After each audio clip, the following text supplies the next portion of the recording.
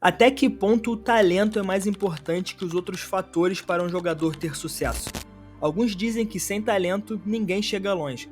Outras pessoas, por outro lado, afirmam que o talento é secundário e que o importante mesmo é a força de vontade e o esforço. Independente de qual seja o seu olhar em relação a isso, as duas propostas levam a uma única resposta: o sucesso. Mas e quando nem o sucesso em si é o bastante? E quando você chega no topo com o mundo aos seus pés e já não sabe mais para onde ir ou sequer quem é você? O que fazer nessa situação? Esse foi o dilema de Adriano Leite Ribeiro, ou para os íntimos, o grande Adriano Imperador. O camisa 9 foi um dos jogadores mais emblemáticos do começo dos anos 2000, já que unia toda a sua capacidade técnica com uma força além do normal. Era como se fosse um adulto jogando com crianças. Algumas pessoas afirmam que Adriano poderia ter sido o grande nome do Brasil após Ronaldo Fenômeno. Outros dizem, inclusive, que ele tinha potencial para ser o melhor do mundo por alguns anos. Entretanto, o que aconteceu foi uma queda melancólica e rápida por diversas questões que iremos abordar aqui hoje. Então, no vídeo de hoje, o auge e queda de Adriano Imperador. Já deixa o seu like, se inscreve no canal, ativa o sininho e, claro, deixa um comentário porque a sua opinião é muito importante por aqui. Seja bem-vindo ao Analisando o Jogo, seu espaço de análises e histórias sobre o esporte. Vambora! O Adriano começou a sua carreira em 91, quando tinha 9 anos e ainda atuava pelo time de futsal do Flamengo. No entanto, logo se destacou e fez a transição para o campo. Nesse novo momento da sua carreira, o inusitado é que o Adriano foi lateral esquerdo até o último ano da base e chegou inclusive a ser vice-campeão da Copa BH de Juniores, atuando na posição em 99. Mas foi aí que o Carlos Alberto Torres, citado no último vídeo inclusive, percebeu a vocação do garoto e o colocou no ataque. Logo um ano depois, em 2000, foi para o time profissional do Flamengo e já como atacante fez a sua estreia no Rio-São Paulo contra o Botafogo. Apesar da estreia sem gols, não demorou muito para o atacante balançar as redes, visto que apenas 4 dias após a sua estreia, marcou contra o São Paulo. A partir daí, o então camisa 29 do Flamengo começou a chamar muita atenção por conta de seu belo futebol. O Adriano, como eu já disse, sempre foi muito técnico, mas o que realmente impressionava era a sua força e capacidade de vencer marcadores usando o corpo, mesmo se fossem maiores do que ele. Dessa maneira, não demorou muito para que ele despertasse olhares do futebol europeu e apenas um ano após a sua estreia no profissional, foi vendido para a Inter de Milão em 2001. Em sua primeira passagem pelo futebol brasileiro, foram 44 jogos e 11 gols. Ainda em 2001, após os bons momentos no Flamengo, desembarca na Internazionale, na Itália.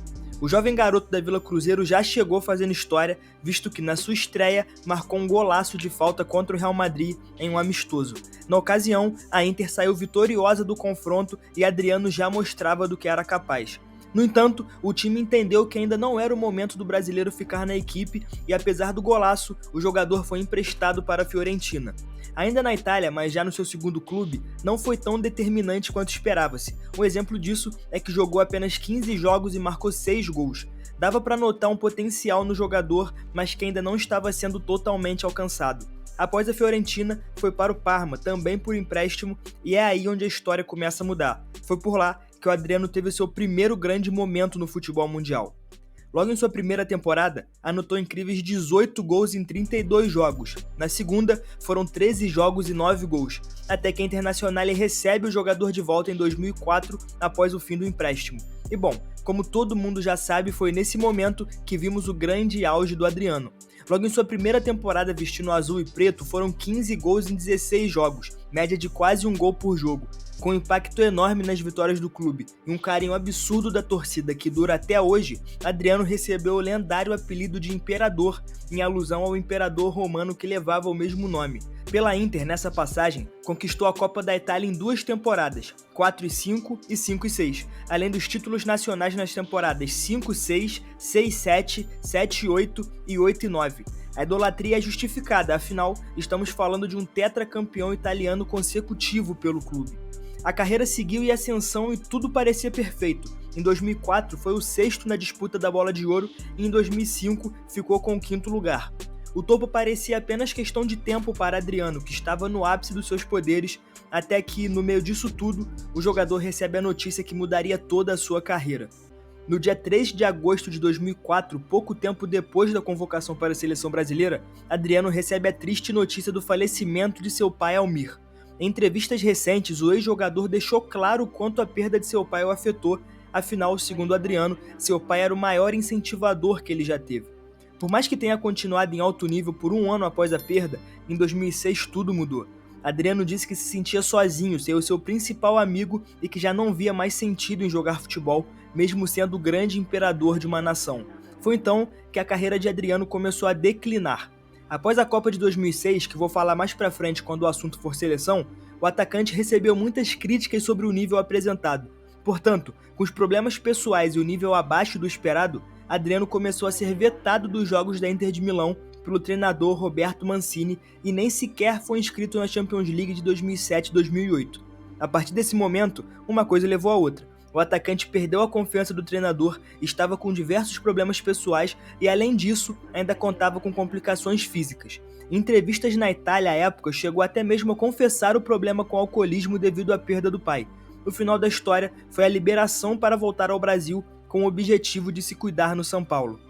Já no clube paulista, conseguiu perder 3 quilos e melhorar consideravelmente para atuar dentro das 4 linhas, o que fez o São Paulo buscar um empréstimo de 6 meses pelo atacante. E deu frutos. Apesar de ter atuado por pouco tempo, foram 28 jogos e 16 gols, números bem relevantes. Com o clube paulista, chegou até as quartas de final da Libertadores, quando perdeu para o Fluminense, que foi o finalista da edição de 2008. Após os 6 meses no Brasil, retornou à Inter de Milão e foi até certo ponto um jogador bem útil para aquele elenco. Na oportunidade, marcou seu 100º gol no campeonato italiano e, além disso, na Champions League, chegou à marca de 18 gols e também à marca de 70 gols com a camisa da Inter.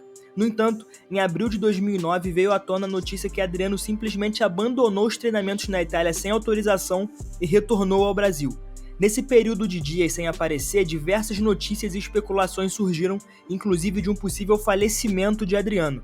Dias depois, os jogadores e seu empresário marcaram uma coletiva de imprensa onde anunciaram que o camisa 10 ficaria afastado dos gramados por tempo indeterminado. Pela Inter de Milão, foram 177 jogos e 74 gols, além de diversos títulos. Nesse mesmo ano, no dia 6 de maio, após a sua pausa, Adriano é anunciado pelo seu clube do coração e que o formou como jogador, o Flamengo. A reestreia com a camisa rubro-negra foi no dia 31 de maio, quando enfrentou o Atlético Paranaense e marcou o gol da vitória por 2-1. Logo após o confronto, foi destaque em todo o país e até mesmo os torcedores mais céticos com o retorno do atacante começaram a criar esperanças. E eles estavam certos, pois foi no Flamengo que Adriano teve seu segundo melhor momento na carreira. No Brasileirão desse mesmo ano, o camisa 10 fez história. O Flamengo conquistou o título brasileiro, o 6º de sua história, e Adriano foi o grande nome da campanha, visto que fez 19 gols, foi o artilheiro e o melhor jogador do campeonato. Ao lado de Petkovic, era o grande líder técnico daquela equipe. Entretanto, o bom momento durou apenas um ano, já que em 2010 as polêmicas retornaram. Após problemas pessoais e conversas públicas sobre rescisão de contrato no rubro-negro, o Adriano se viu em uma péssima situação. Na decisão da Taça Rio do mesmo ano, perdeu um pênalti e viu o Flamengo ser derrotado pelo Botafogo. Logo depois, não conseguiu ser relevante na Libertadores, onde o clube foi eliminado pela Universidade do Chile. Após a eliminação e muita pressão da torcida, boatos de uma possível transferência para a Roma começaram a surgir, o que se concretizou no final. Em meio a tudo isso, no dia 27 de maio de 2010, o empresário do jogador confirma seu retorno à Itália e assim ele deixa o Flamengo. Ao todo, pelo clube, foram 92 jogos e 45 gols, além dos títulos, é claro. Em seu retorno à Itália, já dava para ver que realmente estava chegando o fim da carreira do atacante. Com a camisa 8, ele estreia contra seu ex-clube, a Inter de Milão, e nada conseguiu fazer. O jogador estava claramente acima do peso e foi extremamente vaiado pela torcida adversária. O resultado foi uma derrota por 3-1. Com menos de um ano, o clube anunciou a rescisão do contrato de Adriano em mútuo acordo e o jogador deixou o clube sem marcar sequer um gol em jogos oficiais, já que o único gol que fez foi um amistoso. Em 2011, após ser negado pela diretoria do Flamengo, o jogador vai ao Corinthians para recuperar a sua forma física.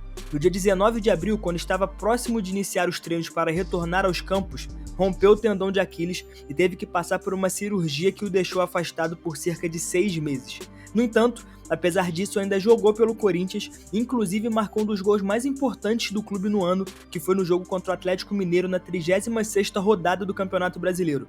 Foi o gol da vitória que, mais tarde, foi muito importante para o título do Timão. O bom momento, entretanto, durou muito pouco, já que em 2012 foi barrado pelo técnico Tite e no dia 5 de março, após atos de disciplina, foi dispensado pelo clube.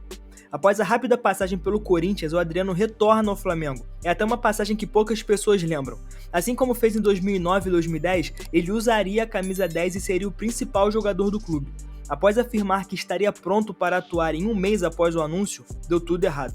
O jogador apareceu claramente fora de forma nos treinos, com diversas polêmicas e problemas pessoais. Foi então que no fim do ano, o ex-jogadorzinho, que à época era o diretor de futebol do clube, confirmou que o jogador não era mais parte do Flamengo. Adriano, em sua última passagem, deixou o clube sem disputar uma partida sequer.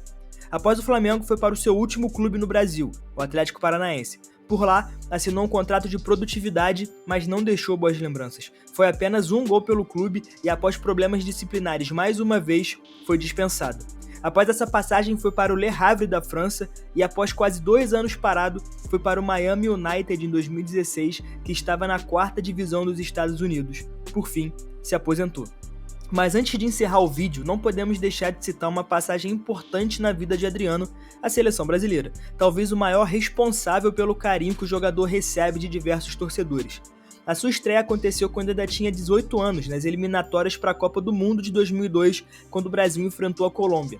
No entanto, o seu primeiro gol veio apenas em 2003, quando o Brasil venceu a Nigéria por 3-0. O bom desempenho rendeu ao jogador a convocação para a Copa das Confederações de 2003, quando liderou o ataque com Ronaldinho, na ausência de Ronaldo Fenômeno. Na oportunidade foram 3 jogos e 2 gols, mas não foi o bastante para poupar o Brasil da eliminação. No entanto, o grande momento do atacante veio realmente em 2004 e 2005, quando ele estava no auge da carreira. Em 2004 foi o grande nome da seleção na Copa América, onde foi o melhor jogador e artilheiro, assim como na Copa das Confederações de 2005. Esses 2 anos foram suficientes para garantir Adriano na Copa de 2006 como uma das peças mais emblemáticas do famoso quadrado mágico. No entanto, naquela oportunidade nada deu certo. O Brasil foi muito mal e caiu nas quartas para a França com o show de Zidane. Adriano, por sua vez, marcou apenas 2 gols na competição. Após a boa passagem pelo Flamengo já em 2009, voltou a ser convocado e havia uma expectativa muito grande em relação à sua presença na Copa de 2010. No entanto, por conta de problemas extracampo, excesso de peso e ausência em treinos, Dunga não o convocou. Sua passagem, portanto, com a seleção brasileira termina com 50 jogos e 29 gols. Mas afinal, o que podemos dizer sobre Adriano Imperador? Em sua carreira nós percebemos um claro padrão, um futebol de altíssimo nível, mas sempre com problemas externos. Adriano foi um dos grandes craques do futebol brasileiro do começo dos anos 2000. Seu auge foi mágico e para muitos era o sucessor natural de Ronaldo Fenômeno. E tinha tudo para ser, se formos sinceros. Mas futebol não é apenas chutar uma bola e torcer para que ela entre. Envolve muitas coisas, e Adriano sofreu muito com isso. Por mais que tenha sido um dos ótimos jogadores da nossa safra de ouro, ficou muito abaixo do que esperávamos e pode sim ser considerado uma das maiores frustrações do futebol brasileiro. E aqui não é apenas sobre técnica, mas sobre expectativa e realidade. Ele foi bem menos do que poderia ter sido. Mas e você? O que acha sobre o Imperador? Acha que o jogador cumpriu seu papel e fez o que tinha que ser feito, ou que ficou devendo em relação às expectativas? Deixe a sua opinião aqui nos comentários e não esquece de deixar o like, se inscrever no canal e ativar as notificações. Esse foi o Analisando o Jogo, seu espaço de análises e histórias sobre o esporte. Até a próxima.